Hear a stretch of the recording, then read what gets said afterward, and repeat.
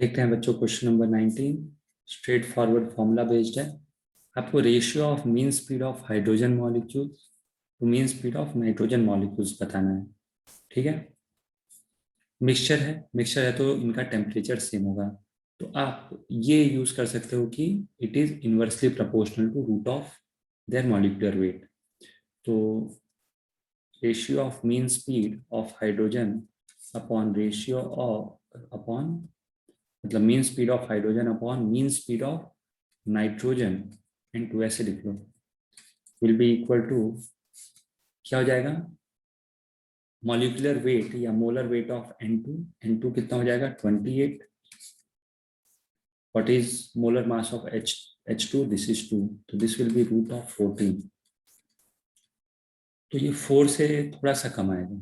Okay, वैसे आप use कर लो या कैलकुलेट कर लो रूट 14 की वैल्यू कितनी होती है। तो दिस इज 3.741। तो आप कैलकुलेट करोगे तो यह आ जाएगा 3.741 straight forward formula based. Next, figure shows a vessel partition by a fixed diathermic separator. मतलब ये जो आप पार्टीशन देख रहे हो, रेड से मार्क करता हूँ, ये जो आप पार्टीशन देख रहे हो दिस इज फिक्स्ड। ओके, ये फिक्स्ड है मतलब वॉल्यूम चेंज नहीं होगा। Different ideal gases are filled in 2 parts. RMS speed of molecule, अच्छा डायाथर्मिक है तो याद रखना है जो टेम्परेचर यहाँ होगा वही टेम्परेचर यहाँ होगा। The RMS speed of the molecules in left part is equal to mean speed of the right part। मतलब यहाँ का RMS और यहाँ का मीन स्पीड, मीन मतलब average speed, both are same. Calculate ratio of mass of molecule, mass of a molecule on left and mass of a molecule on right. तो आप M1 M2 मान लो, M1 मान लो और इसको मान लो M2। अब देखो यहाँ पे M1 M2 को कन्वर्ट करने की जरूरत नहीं है। इसको आप वन मॉलिक्यूल का भी मास मान सकते हो, मोलर मास भी मान सकते हो, इसको ग्राम पर मोल में, केजी पर मोल में भी रख सकते हो, क्योंकि जब आप रेशियो लोगे तो ये कैंसल आउट होगा। ओके, तो V R M S is equal to V mean. Okay, left hand side का RMS स्पीड क्या लिखोगे 3RT/m1। अब देखो आप ये आर्ग्यू नहीं करना है यहाँ पे कि सर ये मॉलिकुलर वेट या मास ऑफ वन मॉलिक्यूल ही अगर जो M1 है तो क्यों। बेसिकली यहाँ पे अपने को रेशियो निकालना है। ठीक है, M1/M2 कैलकुलेट करना है, तो सारे फैक्टर जो कन्वर्जन यूनिट होंगे वो कैंसिल हो जाएगा। 3RT अपॉन, नहीं सॉरी मीन स्पीड है ना, तो this is 8RT/m2। RT cancel हो गया। M1/M2 बहुत ही सिंपल है, यहाँ से ऑब्जर्व करना है। M1/M2 will be equal to, दोनों तरफ स्क्वायर कर देना है। ठीक है, तो रूट चला जाएगा, सो दिस विल बी 3π/8 किया जाएगा। 3π/8 आएगी ये वैल्यू। अब इसको हम लोग कैलकुलेट कर लेते हैं।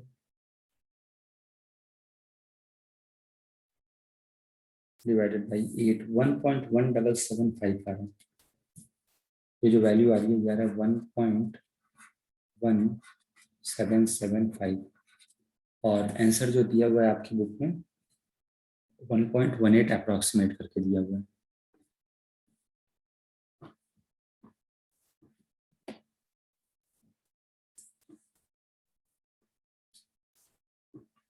Estimate the number of collisions per second suffered by a molecule in a sample of hydrogen at STP। Okay, और मीन फ्री पाथ यहाँ पे दे दिया हुआ है, नहीं भी दिया होता तो हम लोग कैलकुलेट कर लेते हैं। ठीक है, उसका भी फॉर्मूला अपने को पता होता है। तो कैसे किया जाए सॉल्व इसको। Average distance covered by a molecule between 2 successive collision. तो डिस्टेंस दिया हुआ है, what is distance, distance is 1.38 into 10⁻⁻5 centimetre. Okay, ये हो गया डिस्टेंस। एवरेज स्पीड मैं कैलकुलेट कर सकता हूँ VAB मतलब एवरेज स्पीड। एवरेज स्पीड क्या होगा 8, मैं डायरेक्टली सब सब्स्टिट्यूट कर देता हूँ 8.314 8 RT, T is 273 upon pi m, that is 3.14 into 2 into 10 raised to power -3। Okay, अब इस वैल्यू को कैलकुलेट कर लिया जाए।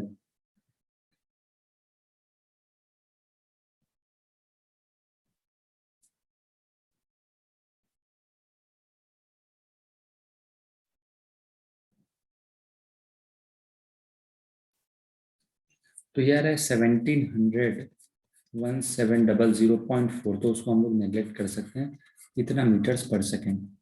ओके, तो what is time for one collision, एक कोलिजन में कितना टाइम लगता है? So time will be equal to distance upon average speed. अब आप इसको कन्वर्ट कर लेना मीटर्स में, 138 into this will be 10 raise to power, क्या बोलें इसको, बोलो -7 मीटर्स बोल देते हैं। दिस इज, इसको लिख लेता हूं मैं 1700 मीटर पर सेकेंड। तो ये जो टाइम है वो सेकेंड्स में आ जाएगा।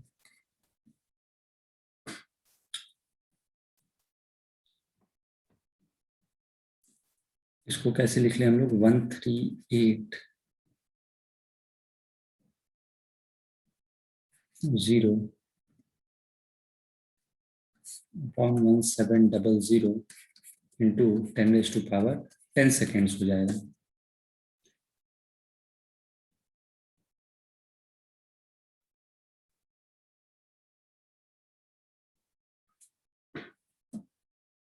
ये क्या है, दिस इज, एक मिनट उल्टा हो गया, पावर मैंने गलत लिख दिया, दिस इज -10 सेकेंड। मतलब एक कोलिजन में इतना टाइम लग रहा है। क्वेश्चन में क्या पूछा है कि एक सेकेंड में ये कितने कोलिजन करेगा। ठीक है, क्वेश्चन में पूछा ये एक सेकेंड में कितने कोलिजन करेगा, तो नंबर ऑफ कोलिजन इसी का इन्वर्स हो जाएगा। जैसे अगर आपको टाइम पीरियड और फ्रीक्वेंसी से रिलेट कर सकते हो इसको, ठीक है, तो number of collision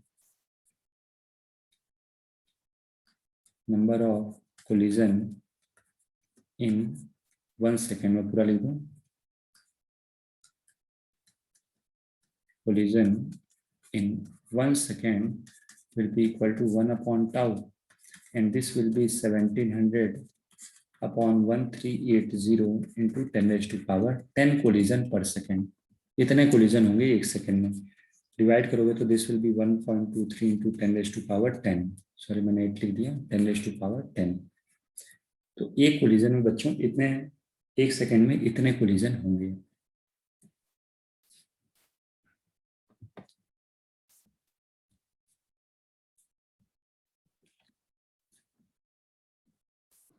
hydrogen gas is contained, hydrogen gas दिया है, प्रेशर दिया है, टेम्परेचर दिया है। Calculate mean speed of molecules. Suppose the molecule strike the wall with this speed making an angle 45 degree with it, how many molecules strike each square metre okay per second. ठीक है, ध्यान से देखना।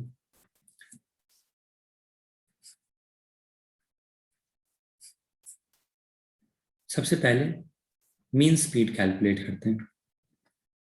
ये part क्या होता है, mean speed, mean speed मतलब होता है एवरेज स्पीड। एवरेज स्पीड क्या होता है, average speed is 8 RT upon pi M, 8 RT upon pi M. ठीक है, ये बार बार कैलकुलेट कर रहे हैं हम लोग सेम कैलकुलेशन को। 8 R की वैल्यू हो जाएगी 8.314, टेम्परेचर इज गिवन, कितना दिया 300 केल्विन, तो यहाँ पे रख देते हैं हम लोग 300। पाई की वैल्यू 3.14, मास की वैल्यू kg पर मोल में लिखना है, 2 into 10 raised to power -3। Okay,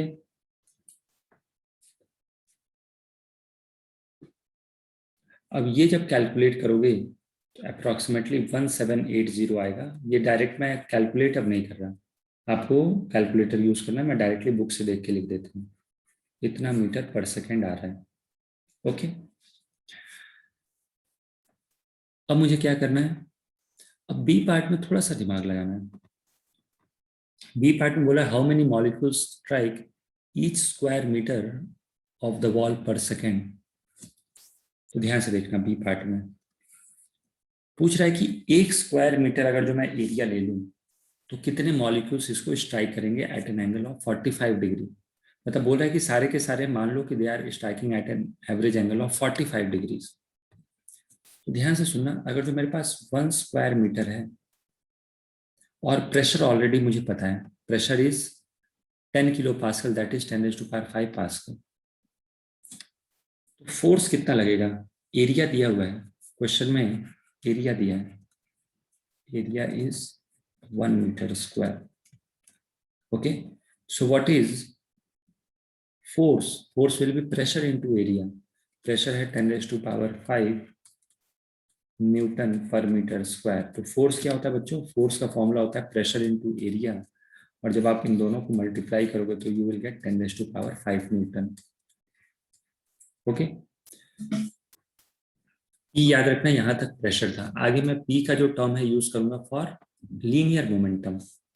अब आप ध्यान से देखना, एक मॉलिक्यूल है, ये क्या करता है 45 डिग्री पे हिट करता है इसको, 45 डिग्री पे। तो जब ये 45 डिग्री पे हिट करता है तो क्या मैं बोल सकता हूँ कि ये अगर जो इसकी स्पीड v है तो इसके दो कंपोनेंट होंगे, v/√2 इस तरफ और v/√2 इस तरफ। ओके, एंड आफ्टर कोलिजन बहुत ही सिंपल है ये, हम लोग इलास्टिक कोलिजन अज्यूम करते हैं, this is postulate of an ideal gas, या फिर this is assumption of kinetic theory of gases. तो जब आप change in linear momentum calculate करोगे तो ये दोनों टर्म जब माइनस करोगे तो कैंसिल हो जाएगा। ये क्या है, इन दोनों की वजह से ये कंपोनेंट चेंज हुआ। तो what is change in velocity, एक मॉलिक्यूल के लिए अगर जो मैं ऑब्जर्व करूं for one molecule, so for one molecule ये लिखने की जरूरत नहीं है, change in velocity will be v/√2 minus of minus v/√2, तो ये आ जाएगा change in velocity. So what is change in linear momentum for one molecule? So for one molecule,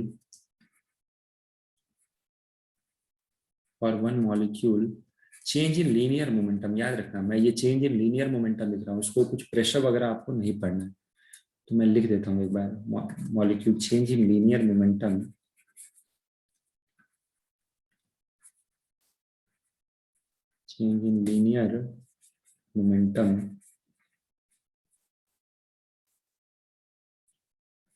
is equal to delta P1. 1 stands for one molecule.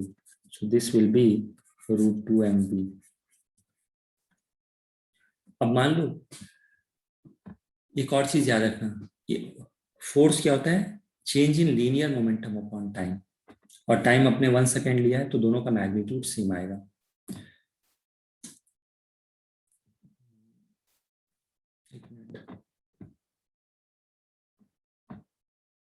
मास दिया है कि नहीं मैं ये देख रहा हूँ, हाइड्रोजन है, ठीक है, मास हम लोग कैलकुलेट कर लेंगे।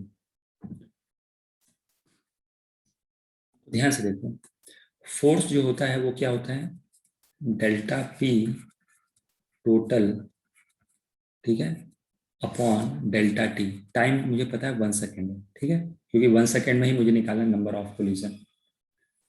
तो अगर जो एक मॉलिक्यूल में इतना चेंज इन लीनियर मोमेंटम आ रहा है, तो मान लो if number of molecules are n, number of n molecules collide कर रहा है, क्वेश्चन में क्या बोल रहा है, suppose the molecule strike, how many molecules strike, कितने मॉलिक्यूल स्ट्राइक करते हैं, तो एक स्ट्राइक करता है तो इतना चेंज आता है, तो n स्ट्राइक करेंगे तो कितना आएगा, n इंटू √2 mv।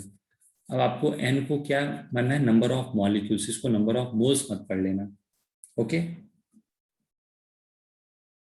तो इसको आप चाहो तो x से भी रिप्रेजेंट कर सकते हो, where x is number of molecules, n मान लो, लेकिन n में दिक्कत है, आप लोग नंबर ऑफ मोल्स मान सकते हो, तो x मान लो, upon delta T is 1 second. मैं यहाँ पे लिख भी देता हूँ, what is x, number of molecules, कितने हिट कर रहे हैं। ओके, वैल्यू सब्स्टिट्यूट कर दो, दिस इज 10⁵ मुझे x कैलकुलेट करना है, this is √2। What is mass? याद रखना मास एक मॉलिक्यूल का रखना है। तो 1 मोल होता है तो कितना मास होता है? 1 मोल का मास होता है 2 into 10⁻³ this is mass of 1 मोल। तो एक का मास लिखना है तो क्या करना पड़ेगा? मुझे डिवाइड करना पड़ेगा। किस चीज से डिवाइड करना पड़ेगा? Avogadro number 6.023 into 10⁻23। तो ये आ गया मास।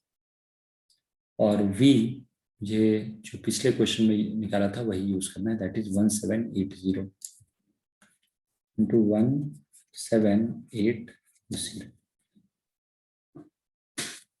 यहाँ से x की वैल्यू देखते हैं कैलकुलेट हो पाती है क्या।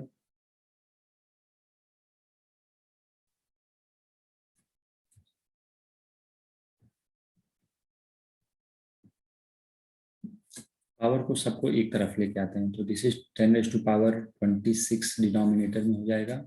इन दोनों को कंबाइन करें, 26 और 5 31 किया जाएगा 10⁻31। ओके, 6.023 ये इस तरफ न्यूमरेटर में आ जाएगा। This is 2 into 1780। अब थोड़ा सा यहाँ पे टर्म्स को रीअरेंज कर लेते हैं। इसको कर लेते हैं 6023, पावर में 3 से माइनस कर दो तो this will B 28 divided by 2 into 1780। Okay, तो ये कितना आएगा इसको कैलकुलेट कर सकते हो आप easily. 6.6023 divided by 2 divided by 1780, तो ये आ जाएगा 1.691 इंटू 10⁻21, मतलब सॉरी 28। इतने मॉलिक्यूल्स हिट करेंगे पर सेकेंड। अगर जो आपने एवरेज एंगल जो है वो कितना ले लिया है, एवरेज एंगल अगर जो 45 डिग्री लिया गया है तो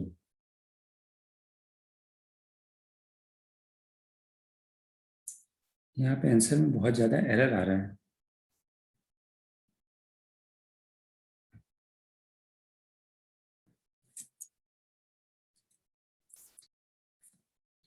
ओके, यहाँ पे एक चीज हम लोगों ने मिस कर दिया था, 2 को लेके आए, ये √2 हम लोगों ने छोड़ दिया था। ओके, तो यहाँ पे एक √2 भी आएगा। This is into √2।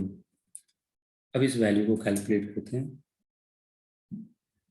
Divided by 1.414।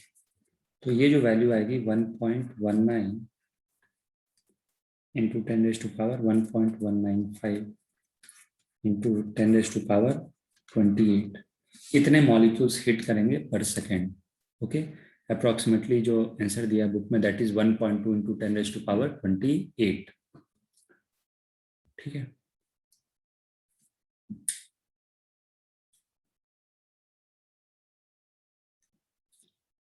चलो नेक्स्ट क्वेश्चन देखते हैं हम लोग।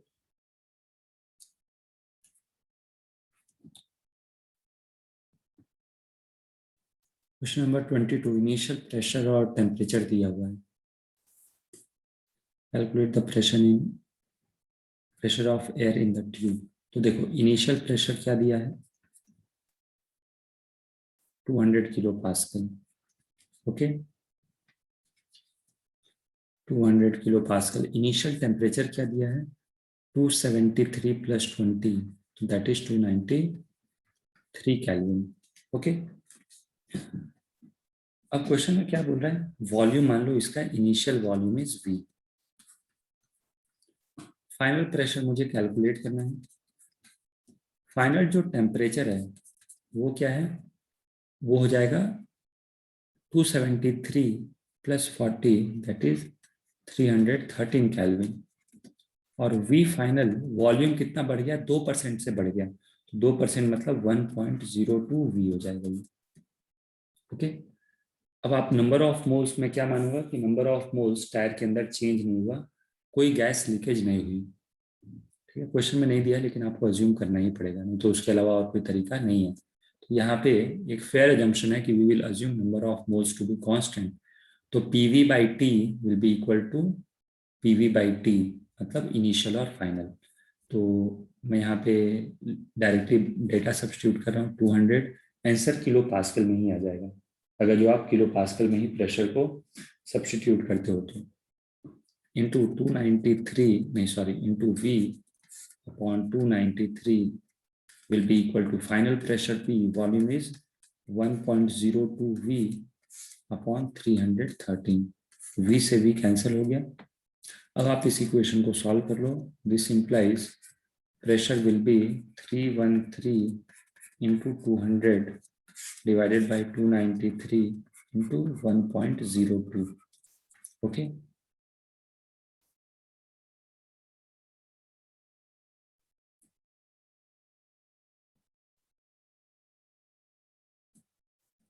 तो ये कैलकुलेट करोगे तो this will be approximately 209.46 kilo pascal आ जाएगा, क्योंकि यूनिट हमने प्रेशर का किलो पास्कल ही रख दिया था। अगर जो आप ये फैक्टर कंसीडर नहीं करते ना तो ये 213 आ जाता है। ठीक है, तो वो एरर उतना ज़्यादा परमिसिबल नहीं है, तो ये आंसर अप्रॉक्सीमेटली सही है। चलो देखते हैं नेक्स्ट प्रॉब्लम। ऑक्सीजन को आपने क्या किया, एक जार के अंदर रख दिया। जार का वॉल्यूम दिया है, जार का प्रेशर दिया है, जार का टेम्परेचर दिया है। चलो ध्यान से देखना।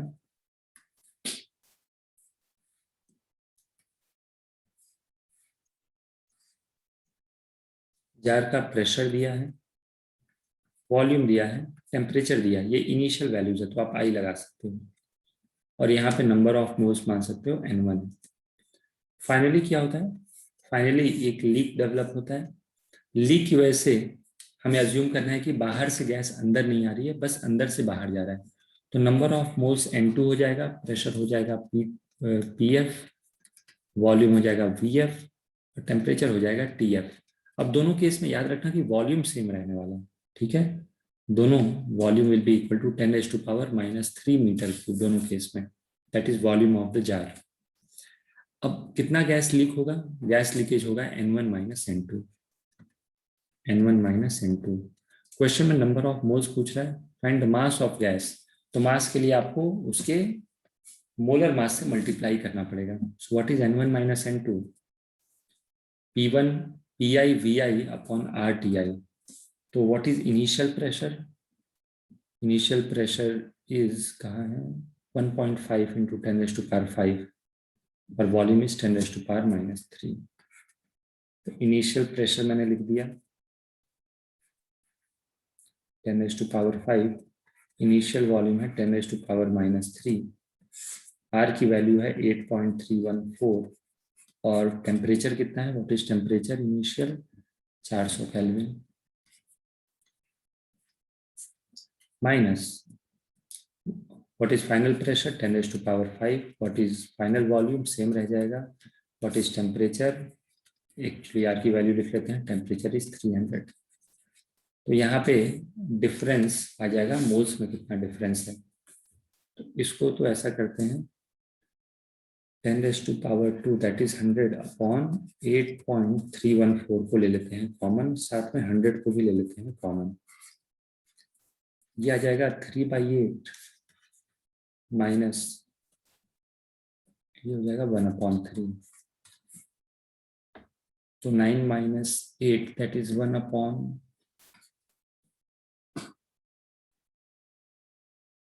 9 माइनस 8 1 बाई नीचे आ जाएगा 24। This is 100 upon 8.314 into 100 into 24। So this is decrease in number of moles. तो कितना मास लीक हुआ, तो mass will be equal to 100 into 8.314 into 100। अच्छा, ऊपर नीचे दोनों जगह 100 आ रहा है। ओके ठीक है, ये पहले ही कैंसिल हो जाना चाहिए था। ठीक है, अब कैंसिल कर देंगे हम लोग। इंटू 24 मास क्या लिखोगे, molar mass will B 32 into 10⁻⁻, 3, तो ये जब आप सब्स्टिट्यूट करोगे तो you will get the answer in kilogram. इतना किलोग्राम ऑक्सीजन बाहर निकल जाएगा। और केजी में नहीं, ग्राम में, चलो केजी लिख लेते हैं इसको। तो 100 से 100 चला गया, 32 डिवाइडेड बाई 8.314,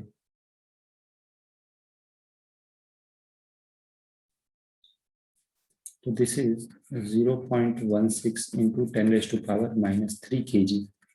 10⁻³ के फैक्टर को हटा दोगे तो ये ग्राम में मिल जाएगा। मतलब 0.16 ग्राम ऑफ ऑक्सीजन क्या हुआ, वो बाहर निकल गया है थ्रू द क्रैक।